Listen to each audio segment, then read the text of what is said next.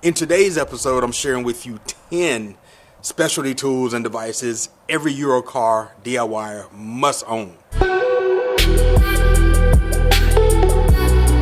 All right, so look, the game plan of the day is just kind of quickly go through the tools. I'm not going to get too in depth on everything that you can use them for. Maybe there's a couple of things that I found them very, very useful for, or just the fact that I wasn't going to be able to get the job done unless I bought it. With that, auto trim removal tools. I like this particular set because it comes with all of the ones that you think you need, plus the ones you don't even realize you need. For the interior of the car, if you have to remove the panel in the trunk to get to the lights in the E92 M3, you've got to remove a bunch of different tabs in there. This one is metal, so be careful using that on the interior of anything that you don't want to scratch up, but it works very, very well. Another tool that comes in real handy is a pick tool. Now, the big difference between this one right here, this one isn't the short metal one, which is kind of hard to hold on to with the two ends. This one is the single end. You've got a grip on the back end of it. This is just one of them, but it comes with, I believe this set came about 4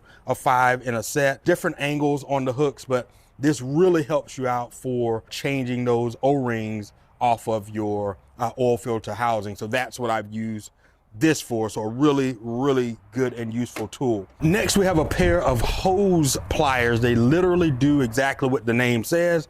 They allow for you to grip around the circumference of the hose, grab hold of it and tug and pull. For the most part, I needed it to pull the hose off. It does help kind of guide it on and wiggle it on as well. Unlike your basic hand tools, sometimes you need the very, very slim, slim like this, hand tools that help you ratchet in certain situations. Now, this little kit does come with the little screwdriver heads as well. Allen flathead and Phillips screwdriver and your Torx bit. I needed to use this to get in between the oil pan here on the Stelvio QV because that was such a tight spot between the subframe. Now, speaking of Torx, I've got 2 different tools that are definitely needed for your European cars, and that's because you also need E-Torx. Yes, you need E-Torx, and that's basically the inverted, so the open end side of a Torx. So as you can see right here,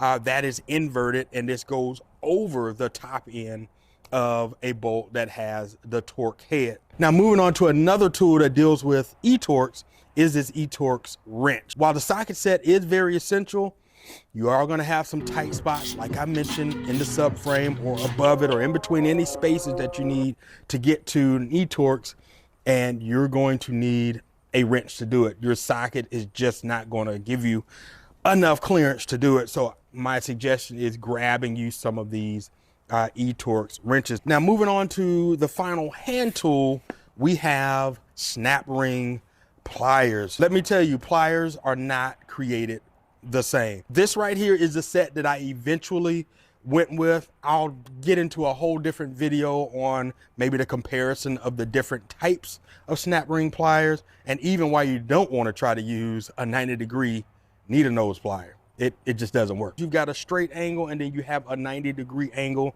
The 90-degree angle is the one that I needed for doing the DCT servicing on the E92 M3.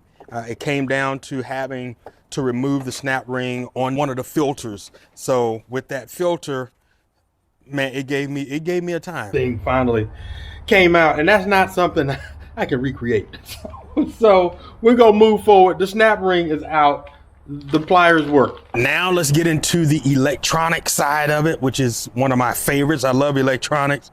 So we're gonna start with one that I think every car owner should have, not just Euro car owners, and that is a jump pack. Like, the days of jumper cables are gone. I don't think it's bad to have a set in your car, but you definitely need to have a jump pack in your car, whether it's for your car or someone else. But the last thing I feel that you would want is to have someone setting up cables, crossing up cables to their car, your car, attempting to start the car, and all of a sudden you fried one of many of several modules and computers that these cars have.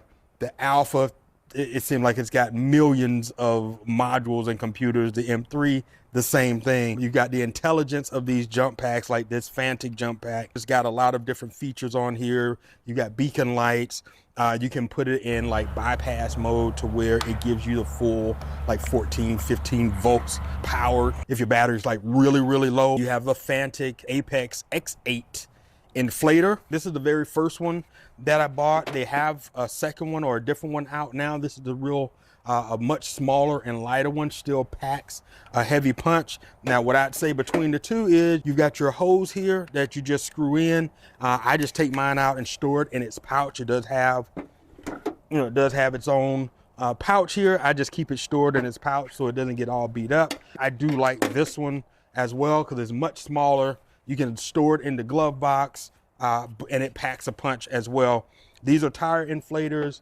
You're on the go, you realize your tire is low and you don't need to stop at the gas station or somewhere. On to the next device that I feel like we should definitely need, even if you're not going to do any coding yourself, run the diagnostic. If you at least have the tool and you have someone who's willing to install the app, or maybe you have the app and you'll let them do it. Either way, save yourself the headache paying the dealership to extract the codes for you, as well as getting generic codes. And I'm not saying generic codes don't help solve the problem. Getting the specific codes using these specific apps is going to save you. This is the one that I have been using for years, since the life of the channel, on the E92 M3. This is a VEEPEAK OBDII Bluetooth module, and I have used this with BeamerLink and Beamer Code. Have never had any problems with it. I've been on YouTube for about 6 years. This has been with me pretty much the beginning of that run. When I say that these OBDII dongles aren't made equal, I bought a different one for the Alfa. It wasn't this one at first. I bought a separate one. It didn't get the job done because this system requires, let's just say, specific language to talk to the system. And I don't believe VEEPEAK was qualified to do that on this.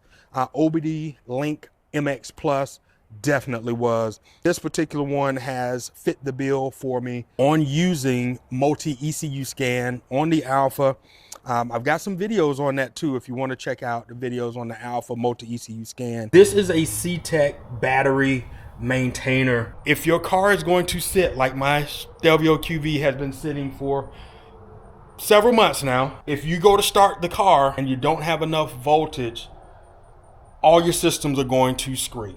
They're going to scream at you, all the lights are going to be on, and now you've got to go through adaptations and getting things reset. Hopefully you'll have your OBDII Bluetooth device as well as your app so that you could do that. If you're storing your car for the winter, if you got it up on jack stands like I do and you're going to be working on it for a while and the battery's going to be disconnected, get yourself a battery maintainer. Real simply, you plug this in, it does everything that it needs to do. So long as the battery is in good condition to start, it's going to put it through the cycles of what it needs to do and maintain the voltage for the time that it is plugged up. So there it is, 10 specialty tools and devices that every Euro car DIYer must own. I hope you found some value in the content that I shared with you today. If you like it, please take time to hit the like button and share it out to your friends. It is my goal here on Euro Auto Enthusiast to empower you with the knowledge and tools, literally, to enjoy turning a wrench on your car. Because at the end of the day, these beautiful machines are only asking us to drive, wrench, and repeat. Thanks for watching.